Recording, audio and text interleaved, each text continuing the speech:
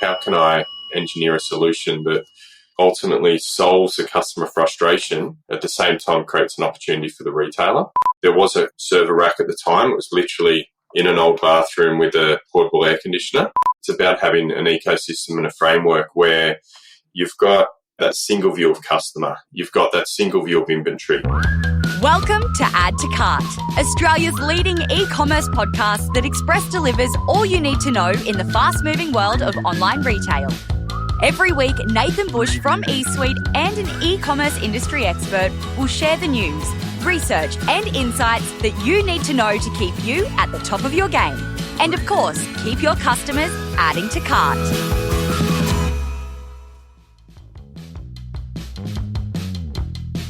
Add to carters. My guest today is a digital veteran, I think I can say that without insulting him, who started at one of Australia's most renowned fashion retailers back when they kept their servers in an old bathroom. Those were the days, hey? A little tinker while you tinker. Shane Lenton is the co-founder and the CEO of The Wishlist, and he has spent the last 14 years growing the digital capabilities at Q Clothing. His new venture is offering to solve a problem of clogged camera rolls everywhere. The Wishlist allows shoppers to save product items for review and purchase later, online or in-store. Shane, as you'll hear today, is all about Omnichannel. It gives retailers the ability to capture customers' details and preferences and automatically generate personalised marketing campaigns that build engagement and drive sales. Shane has a passion for customer service and a brain for tech, and this combination has found its natural outlet with The Wishlist. It is already embraced by retailers such as Kip and Co, Mr. Poolman and Incu. We hear today how Shane's idea gained real legs when his wife lost out on the perfect pair of boots. He also shares his thoughts on the key components of a great omnichannel experience and how he started problem solving at an early age with a rope, a pulley, and the family pet. It's not as sinister as it sounds. All right, thanks to our partners, Shopify Plus and Pacleo, here's our conversation with Shane Lenton, co-founder and CEO of The Wishlist Company. Shane, welcome to Add to Cart. Very good to be here. It was obviously a false start a few weeks ago, so apologies about that. But yeah, appreciate, mate, you having me on the show. It's more of the story to tell now, so very exciting. We caught at online retail, what was that, October last year? Yeah, it was around then, yeah. That was your first official launch into market, I understand? That was really us stepping out. We've been working on the platform for a while, and that was sort of us announcing to the market that we're here. But in the next month or so, we're looking to sort of probably do something more formal. Yeah, great. In that time, the big announcement was that you have finished up at Q after 14 years. How did that feel? When I spoke to the owners at Q early December and we sort of came to that decision, it was probably at the start, it was something that I knew was coming, and obviously I wanted to step out and really focus on the wish list. And for them as a business, it was the time really where after 4 years of consulting a few days a week, where for them it was time to sort of get someone in from a CIO perspective full time. So yeah, look, that was a great discussion. And I think from that moment, I think it was easier the fact that it was a mutual decision. So I didn't feel like I was leaving them. They came to a point where they needed to put someone on full time and felt they needed to do that. And to be honest, that probably made it a lot easier than having that conversation 3 or 4 months or 5 months down the track as we're launching Wishlist, for me to focus on that. But yeah, look, I leave Q in, I think, really good hands. We've worked very hard for a long period of time to really build the teams. And that allowed me to, 4 years ago, to sort of step out and focusing on consulting with other retailers in addition to Q. And yeah, have some amazing, from an IT point of view and particularly from a digital point of view, have an incredible team and a great leader in Lauren there. What are you most proud of in your 14 years at Q? Look, I think probably, having someone like, Lauren come into the business as, I suppose, first job out of uni, coming in and developing within the team and various different managers that she was working with and ultimately reporting into myself. I think growing Lauren and the team from scratch. So certainly sort of very proud of, and then you've got her and, she's just about to finish her MBA and take on the world. So, and similarly from an IT perspective, Peter was quite junior when he came on board. I think that was 7 or 8 years ago. And again, just, really working with the junior teams and growing them. And then I think, Q as an iconic Australian retailer, has always had such a good brand. And when I started there, from a technology perspective, it was pretty much a bit of a greenfield. They had a room of, for those IT nerds out there that have been around for a little while, they had green screen from a POS point of view, and they had a room full of dial-up modems that each night would just, and I mean literally for those that, when the internet used to be modems, that you just hear this beep, beep, beep, beep, beep, beep, beep each night. And when you knew there was a big problem, it's when those not physically fell over, but when that solution fell over and they hadn't synced or polled that night, it meant that the sales data and any price changes hadn't been pushed out. So, taking the business from there, the IT, well, there was a server rack at the time. It was literally in an old bathroom with a portable air conditioner. And so taking that from where we did all the way through to building a great team and I suppose what they're now considered as being a leader in the omnichannel space and the offerings and that sort of seamless online and offline experience and taking a lot of the digital into store where it makes sense. And there's so many firsts when we're there, and a lot of them, the vast majority, if not all, were really driven from changing consumer behaviour, and there was an opportunity there through partnerships to bring, whether it was Afterpay physically into store or most recently 1 hour delivery from all stores around the country with Uber and Ship It. It's just been a great journey and an amazing platform.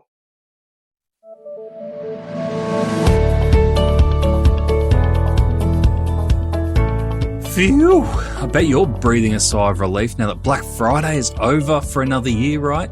Well, according to our friends at Shopify, customers, they haven't stopped looking for bargains, and they are going to keep chasing them all the way through 2023 as the cost of living takes its toll. Yes, that old chestnut. But Shopify have surveyed 2,000 Australian customers, and they found that 3 in 4 Australians are already reducing their discretionary spending, and 84% of customers are comparing prices. With price and value such a hot point for customers, it is worth considering how you are going to continually send price messages throughout 2023 to keep your customers interested. The battle for the wallet is going to be fierce. To view more resources to help with your 2023 planning and see how Shopify can take your e-commerce business to the next level, visit shopify.com/au today. Yeah, it feels like Q were in the headlines almost like monthly. You'd open up Inside Retail every month and there'd be a new thing that Q are doing, which is fantastic and shows how much you drove forward there.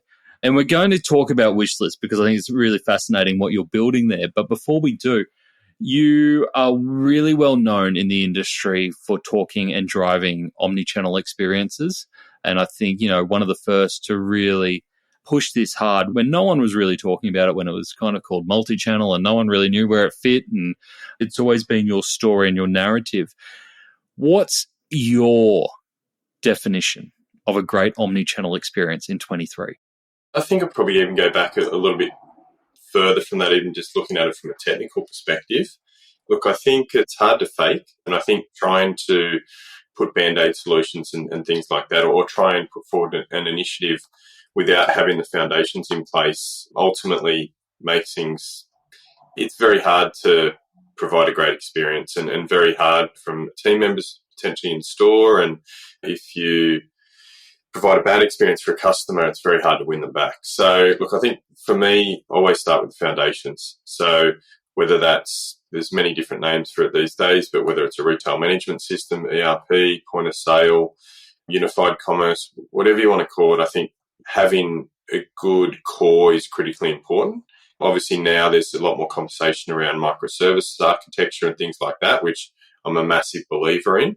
But regardless, it's about having an ecosystem and a framework where you've got that single view of customer, you've got that single view of inventory, meaning that each of the touch points across the business, whether that's customer care and someone interacting with customer care, whether that's online, whether that's at any store, the ability for, if a customer is a known customer, the ability for the team member or that customer to have a seamless experience due to the fact that, I have identified myself, I'm on a different touch point now, and that same level of information is available for me, both for the retailer to provide a curated experience, but also me from a consumer perspective to be able to check out without having to enter a new payment method every time. We'll talk about pain points, so I won't take too much away from that conversation in a few minutes. But so for me, it's a good omnichannel experience. It's really experience it's great for the consumer,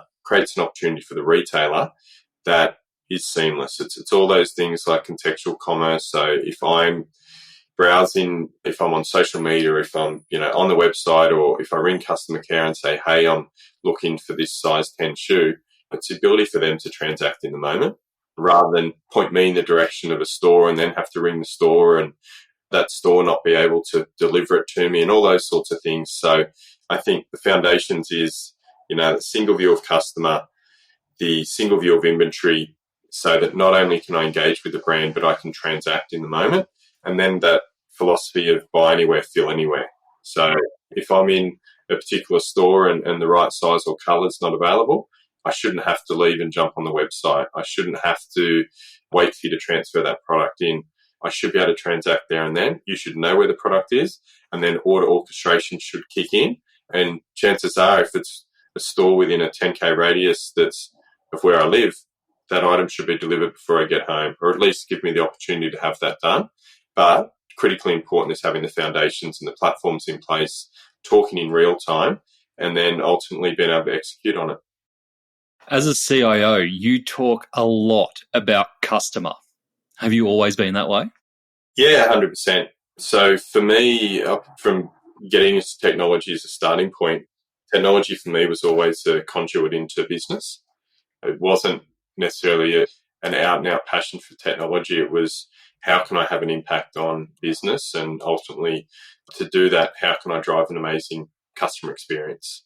So, and how can I make things easier? I mean, it's from when I was a kid, when it was my job to feed the dogs who had a 2-story house, and why should I have to go down the stairs and around the back? Why can't the kitchen was close to the balcony. So, as a 7 or 8 year old, I had a little rope system with the dog food, with the bowl, punched some holes in the sides and had a little 3-way sort of rope system happening. But it's just like, how can I make things easier and streamline and more efficient? And I mean, I've been in tech for 20 years, but for me, the opportunity to get into retail, it wasn't a natural thing. I started in finance tech for the first 10, but that opportunity to get in retail was something really tangible. We're all consumers, so it was really relatable for me. So then getting into retail and having that technology background, my question was always, why not?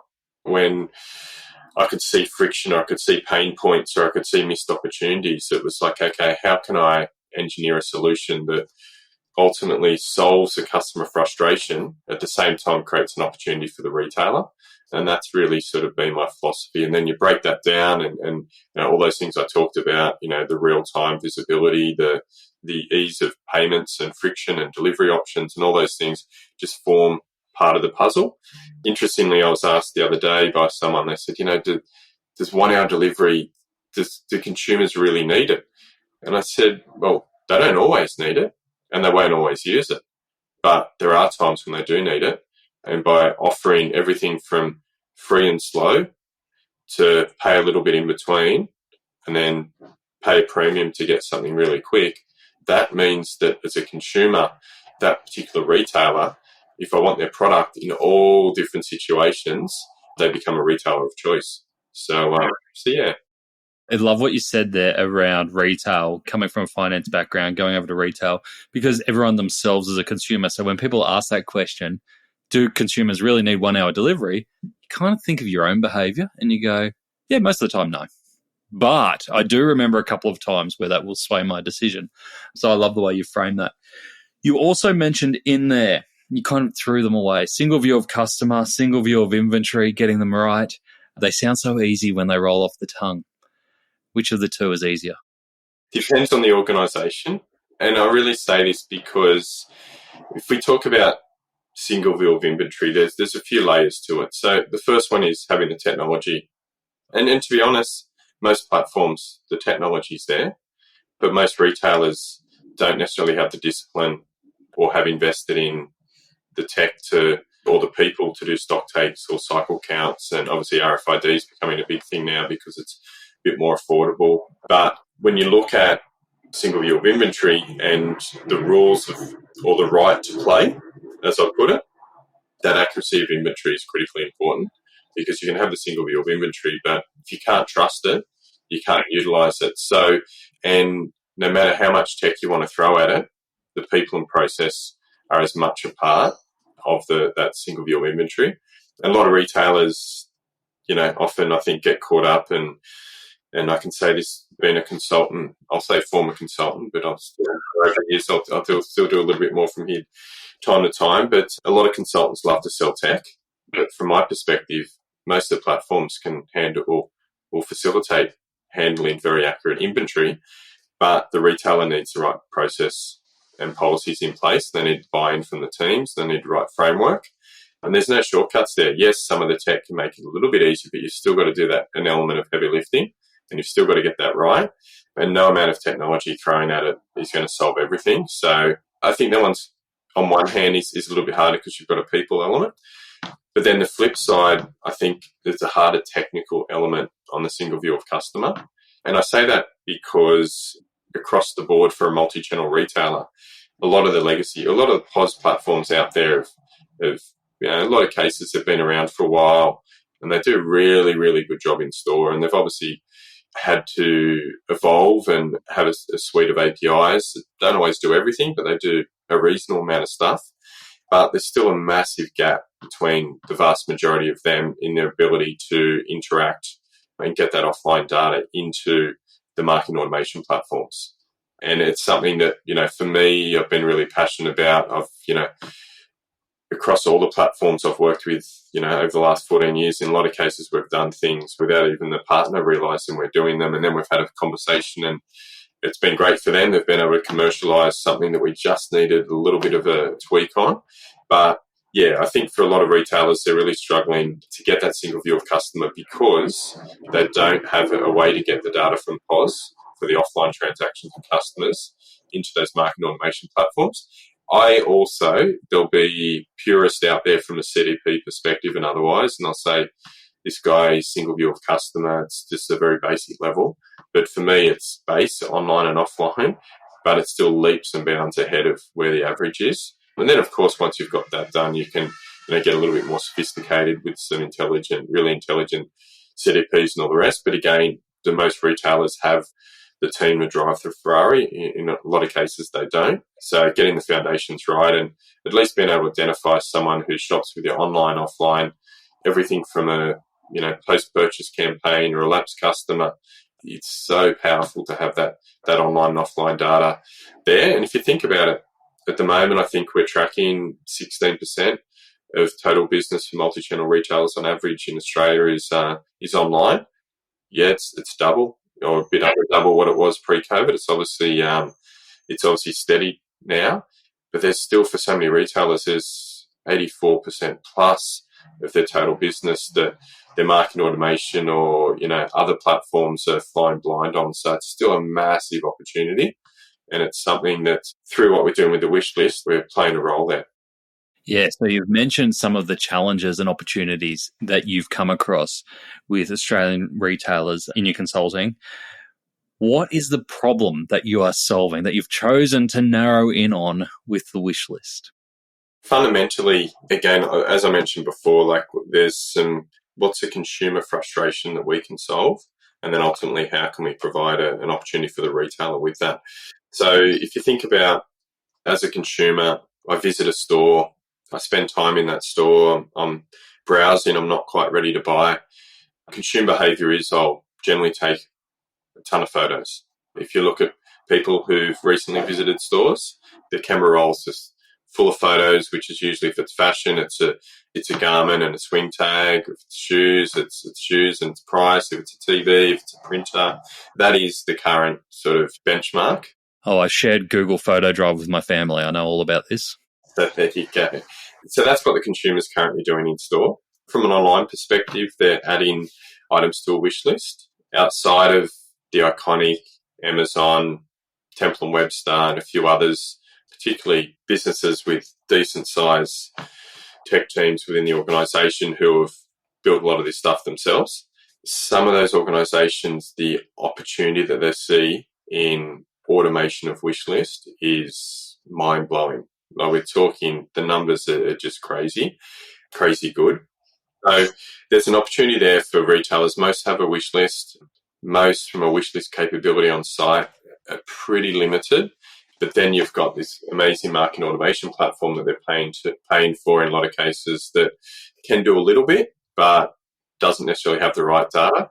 And then this issue in store where, visitors to the store are taking these photos, they're not ready to buy. So for us, we said, okay, so what's the current consumer behavior? And that's that bit in store, or they add things to a dead end from a wish list online.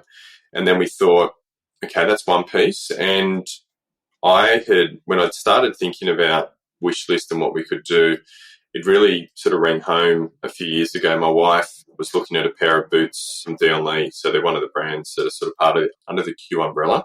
She'd been looking at these boots. It was towards the end of summer. Anyone who knows Dion Lee will know that even with staff discount, they're still a pretty expensive item.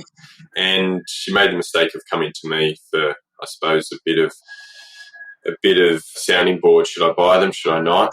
And I'm like, I'm not sure. You really need to make the choice. So that was the first mistake. Cash in some of those shares to buy them. Yeah, exactly.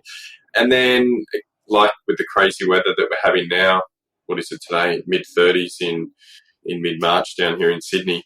This was in August, and it had been a little bit warm, so she sort of was like, she made a decision at that point not to buy them, but she was still thinking about it. It got cold a couple of weeks later, and she's like, you know what, I'm just going to go buy them. She jumped on. Her size had sold out. They're now on sale, and they were cheaper than they were through staff discount. And next thing she asked me, even though there was a find in store feature on the site, and that she couldn't find them. And then I had to ring around trying to find the boots. And unfortunately, I couldn't find them. Even samples and all the rest, couldn't find them. So I thought to myself, I've been thinking a little bit about wish lists and talking to her about it. She just said, God, if you had that wish list working, I wouldn't have missed out on those boots. I would have bought them if I'd known they're just about sold out. Even better if they went on sale. So I went, okay, yeah, that's someone who, like with my daughter's shops for sport or as a sport, although they play a lot of other sports. That's a really committed shopper who spends a lot of time researching and all that sort of thing. So I thought, okay, yeah. So from a customer's perspective, I'm going into a store. Have I got a wish list app on my phone? Is that how we're working? Yeah, so not at all. So we've been very focused on giving the retailer the tools and the levers. Down the track, who knows sort of how these things go, but we're very focused on, so we either, like in a Shopify world, all the wish list elements on the site, so all the buttons and icons and things like that, and we drive the experience. For retailers that are on other platforms or headless or otherwise, we've got a great suite of REST APIs. So realistically, we sit in behind. So from an online perspective, that wish list data, we're the source of truth. And then from an in-store piece, we either are a button in POS to launch our platform, and we talk to the retailer's source of truth of customer. So whether that be the POS platform, the ERP, wherever that sits, we're reading and writing. So if someone if they're not currently a member of that retailer's, database or loyalty program, as part of that wish list creation at store, if they're a new customer, they're getting signed up. And so we sit, either a button in POS or a shortcut on the POS computer, or we could be on any device that has an internet connection for that matter. And we've also built the capability that Q will be rolling out in the not too distant future, and that is, it's working today, and that is you can put a QR code on a swing tag of a product, scan that. It'll take you, it picks up obviously the variant level, size and color, takes you to PDP with those options already selected, and then it's just a click to add. If they're a new customer, they sign up in that process. If they're returning, it's most people with their phones, it's Face ID and it's done. So we live within the retailer's ecosystem, their website. If the retailer has an app, we're on that app. We live there, but it's not Wishlist branded. This is a platform for retailers, and we've been very, very committed to that because for us, we see we can drive so much value for the retailer and at the same time drive a great outcome for the customer. You've refreshed your website, the new range is about to drop, you've never had more customer service options. Hey, but take a look over there at that boring pile of packaging boxes. Ugh, ugly. Time to give that some love. Luckily, Packlio is here to bring some joy to your customer's delivery and unboxing experience. It's been ignored for way too long. With vibrant colours, cool designs and eco-friendly credentials, there are no more excuses for boring boxes. Even better, Packlio is Australian owned and operated with same-day dispatch and 14-day returns. There's nothing boring about that. Check out the Packlio range of e-commerce packaging options at packlio.com. That's Packlio, Packleo, packlio.com. So if a customer adds something to their wish list, they go to the PDP, say, yep, save this to my wish list, what kind of communication should they expect around that product?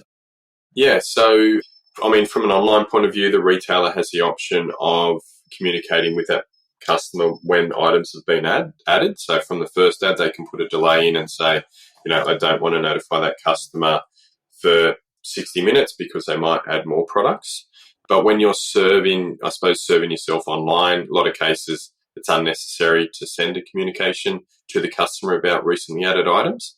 However, when you're in store, it's critically important because what we're trying to avoid is the need for the customer to take photos. So when they're working with a team member in store and they're not quite ready to buy, the team member says, no problem, let me add those items to the wish list for you. Customer sort of says, what's that? And they say, well, the wish list will send you an email post your visit today. So we've got a nice email, which is personalised. So it'll have the staff name, the store name. The retailer has full control over that communication, the design of their template and so forth. So that's the initial, and a lot of times that's the first experience for a new customer with that retail. It's hyper-personalised. And then from there, the retailer has the opportunity to send reminders at regular intervals. But most importantly, it's notifying the customer of the life cycle of that product. So if the product's low in stock or if it happens to sell out, notifying the customer when it's back in stock. Those two, the thresholds with that obviously are critically important, but also different per retailer. So we allow the retailer to specify what is low in stock and what is back in stock. And then obviously on sale. It's from a customer's point of view, they're most likely going to receive an email saying, hey, this retailer has 15% off, or we've just done a round of markdowns or mid-season sale. But at the moment, there's that frustration that they're getting a blast and a blanket email and they're having to go and look, is their product on sale, is it not on sale? So it's a real relationship between the retailer, the customer and that product. And recommendation engines, machine learning and AI really are incredible and really, really powerful. But talk about hyper-personalization. I mean, if you've told a retailer you're interested in the product either by adding to a wish list or in store, what better value exchange than getting the information you want? And I suppose probably something I haven't touched on yet is that customer acquisition piece, particularly at store level. So if we look at, again, some benchmark data and we say, okay, on average, 80% of visitors to the store don't purchase. They come in, they spend time either in high-touch retail with a salesperson in store or a stylist, even low-touch, they're hovering. They leave store, as I say, they may have taken some photos. There's generally never an opportunity for the retailer to sign that customer up. A really, really good salesperson will take note and have a little black book. But they're your 1 in 10,000 that are doing that and doing that well. And even so, they don't necessarily have the ability to understand stock levels and all that and find that information. It's It's not automated, right? So that opportunity for a retailer now to say, no problem, I'm not ready to buy, and leave that as a really good experience and a connected experience is really powerful. And a lot of retailers, their KPIs will be, if we can attach 50, 60, 70, amazing, 70% of customers to a transaction in store. In a lot of cases, we're talking about 20% of people that might buy. There's that 80% of visitors that have left and you haven't had any opportunity.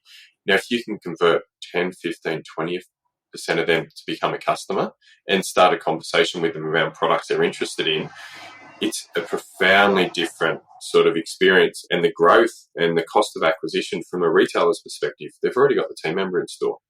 There's some costs, they're already paying rent. Cost of acquisition via performance marketing through the roof. I'm just constantly hearing at the moment of digital marketing budgets, particularly around performance, being slashed. Most retailers are spending fairly decent dollars on their marketing automation. And again, there's so many of them that don't have that offline data and that other sort of 80+% of transactions to be able to market to. So I think we're really sitting in a great spot to have a big impact. And, our modelling shows that, we're quite cost effective. And, if we can be less than 1% cost of sale, not that we do sort of rev share models, but I mean, never say no to anything, but I'm not a big believer in them for the retail. I'd rather give them a really good tool that they can take to infinity. But, so I think that sort of that customer acquisition piece is really, really powerful for us. And I think for a retailer, obviously a multi-touch, multi-step welcome campaigns critically important to build that engagement and set the foundations and educate the new consumer or customer on their brand. And that's amazing. But the amount of sort of segmentation, the challenge around that, and retailers still knowing it and getting results off sending blast email out to customers, that churn rate's starting to increase. So for us, having that real personalised communication with the customer, and also importantly is whilst retailers can send that from our platform, we trigger all the events. But again, the purist in me as I suppose a CIO or a digital marketer is I want all that comms to go out of my marketing automation platform. So for us, we've got integrations with Klaviyo and Amasis. Currently, we're not too far off with .digital and Salesforce and everything in between. So we think we play really well in that ecosystem. Great stuff. And you hinted at the commercial model before, but for retailers considering, what is the Wishlist commercial model? Yeah, so at a baseline, from a Shopify perspective, we're $89 per month from a Shopify point of view. And with that, the retailer's getting all of those existing integrations with marketing automation. Otherwise, the ability to have multiple wish lists for a customer. We're not holding back any of those features. There is a ceiling on how many wish lists you can have, but most retailers sort of won't touch that. And then further to that, when we then go into multi-channel retail, it's based on a combination of store number, catalog size, and database. But again, and at that, it's like a case-by-case basis based on some modelling we do with the retailer. But the results that the likes of Q and the others that we're starting to bring on board now will make us, from a return on investment perspective, really, really interesting. Awesome. And obviously Q are a great testbed and early client of Wishlist. Who else are you working with? So we've got a raft of retailers that are literally turning on in March. So we've got the team from Shona Joy, which is incredible, amazing business. Incu, which one of my favourite retailers. Mr. Poolman, which again, just knocking out the park in their category. Kip and Co, doing really cool stuff.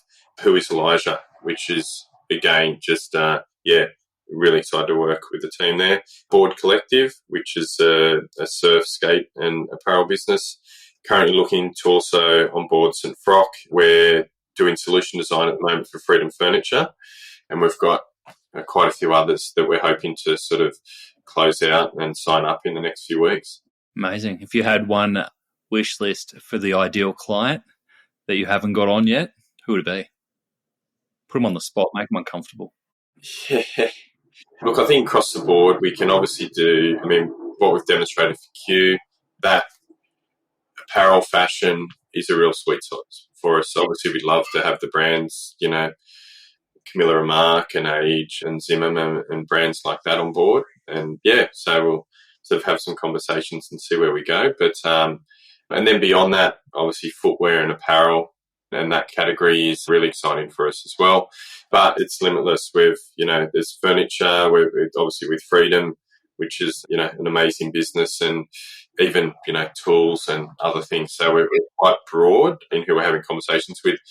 And the exciting thing is we're literally going from, a single Shopify store, pure play retailer, all the way up to Freedom Furniture. And there's quite a few other large and some overseas department stores and different things that we're in conversations with at the moment. So it's going to be a really busy year, but it's going to be exciting. And there's just the conversations we're having are incredible. And I think the appetite for a lot of the Aussie retailers to really jump on board with us and work with us to co-design as well, which I know from being on that retail side, working with some of the partners that I have in my Q days and my consulting days, to actually move the dial and do some really cool stuff. So I can't talk too much yet, but aside from the incredible brands we're bringing on board, there's some, really cool features that we're bringing, just things like bringing recommendations into store. So we've got some of Masters customers, and we've done that for Q, and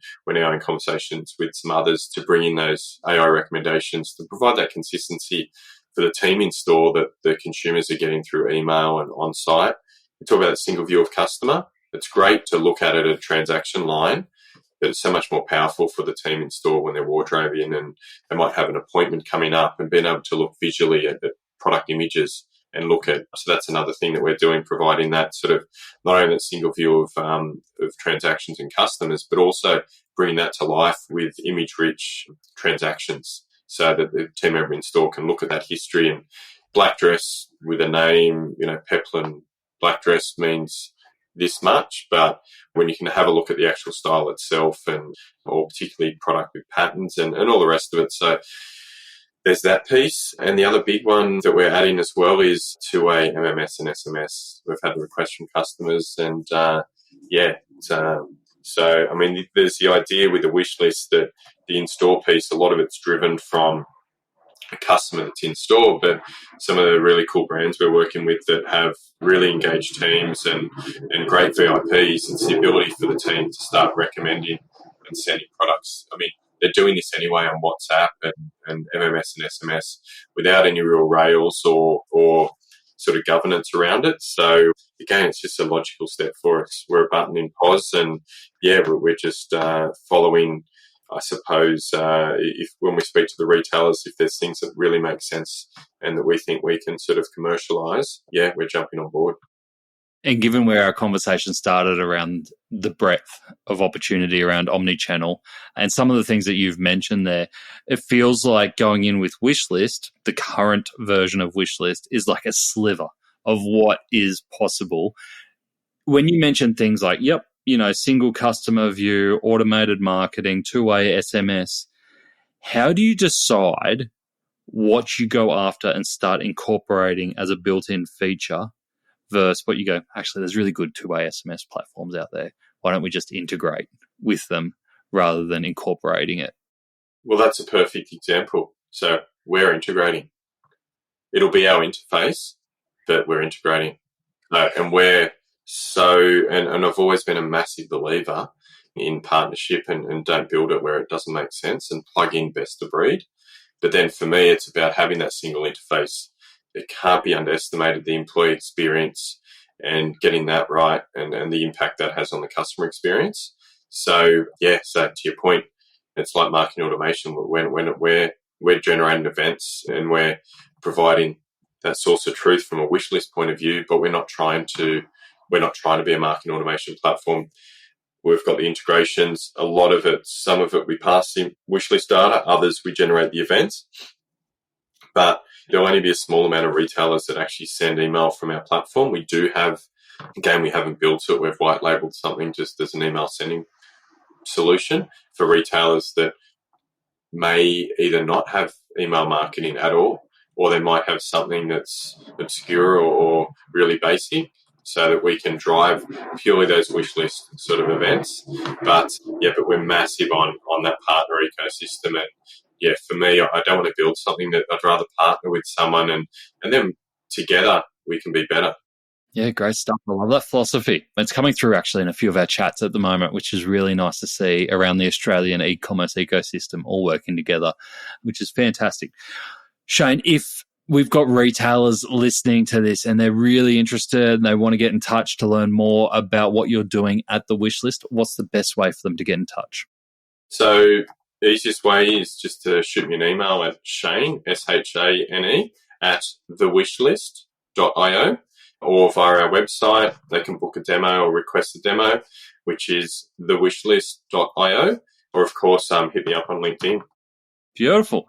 Well, mate, I hope that when I see you again, probably going to be at Online Retail, I think we're going to have a lot more to discuss. So thank you for joining us on Add to Cart. Really appreciate it, Nathan. Cheers.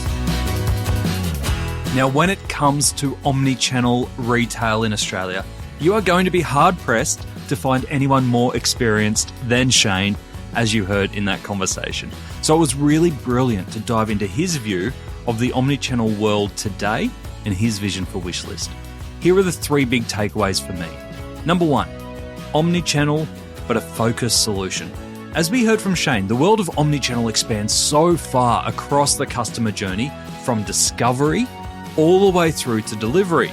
And if I'm honest, I've never seen anyone get it all right. What I love about Shane's approach with Wishlist is that it doesn't try and solve everything. It starts with a very humble omnichannel problem, the wish list. I have no doubt that the solution will evolve from there, but by solving omnichannel problems, you need to be really clear about solving specific problems rather than trying to solve everything. And I think Shane set this up really well at the start. Number 2, single view foundations. Shane's view of the foundations of omnichannel were getting 2 single views right. 1, a single view of customer, and 2, a single view of inventory. By getting both of these single views right, it enables the customer to accurately find, buy, and experience anywhere and at any time. Obviously, though, these are big and sometimes complicated data pieces to get right. But if you are going to attack it, my recommendation is to approach it not as a data or tech problem, but start with the desired customer outcome and the internal processes to deliver that. The data and the tech will fall out of it. And number 3, team shout-outs. I love when our guests give their team members a shout-out. Shane called out Lauren in the Q Clothing team about her progression and her achievements as one of the things that he is most proud of in his 14 years. I think it's really important to publicly and specifically give shout-outs to your team who make the magic happen. And on that note, a massive thanks to Add to Cart's producer extraordinaire, Amy, and our podcast editor, Gilberto, aka the podcast boss.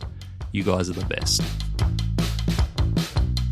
To get the highlights of today's episode, head on over to addtocart.com.au and sign up for our free newsletter. Each Tuesday, we will send Monday's episode summary, links, and discount codes for you to go next level on. And if you're looking to explore your next e-commerce opportunity, come and visit us at eSuite. We're a dedicated e-commerce talent agency connecting the best e-commerce talent with the fastest growing brands in Australia. Head on over to eSuitetalent.com.au where you can download the free e-commerce salary guide and sign up to our weekly e-commerce job emails. Thanks for listening, and until next time, keep those customers adding to cart.